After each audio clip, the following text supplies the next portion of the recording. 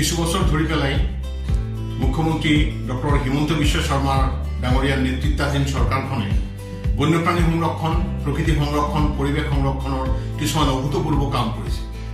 বিশেষকৈ ব্ৰহ্মপুত্ৰ উপত্যকাৰ সৰ্ববৃহৎ বৰ্ষাৰণ্যক ৰাষ্ট্ৰীয় উদ্যান ৰূপে সুৰক্ষিত কৰা, ৰামানা নেশ্যনেল পাৰ্ক BTC অঞ্চলৰ 422 স্কয়াৰ কিলোমিটাৰ অঞ্চলক ৰাষ্ট্ৰীয় উদ্যান ৰূপে সংৰক্ষিত কৰা, অসমৰ অৰণ্যৰ পৰা বেদখল মুক্ত কৰা আংশিক হলেও এই কিছুমান অভূতপূৰ্ব কাম তেওঁ কৰিছে।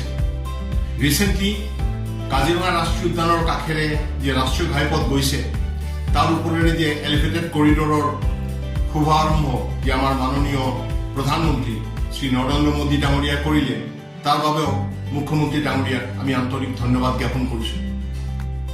অসমত গড় হত্যা যেতিয়া হৈছিল তেতিয়া আমি ৰাজপথত নামি আহিছিলোঁ, আমি নেশ্যনেল হাইৱে ব্লকেট কৰিছিলোঁ, আন্দোলন কৰিছিলোঁ।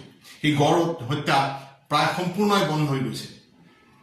এই ৰাজনৈতিক সদিচ্ছা, এই ৰাজনৈতিক যিটো আস্থা প্ৰকৃতি সংৰক্ষণৰ ওপৰত এইখন চৰকাৰে দেখুৱাইছে, তাৰ প্ৰতি অসমৰ সমূহ প্ৰকৃতিপ্ৰেমী জনসাধাৰণ, প্ৰকৃতি আন্দোলনৰ কৰ্মীসকল অত্যন্ত আনন্দিত।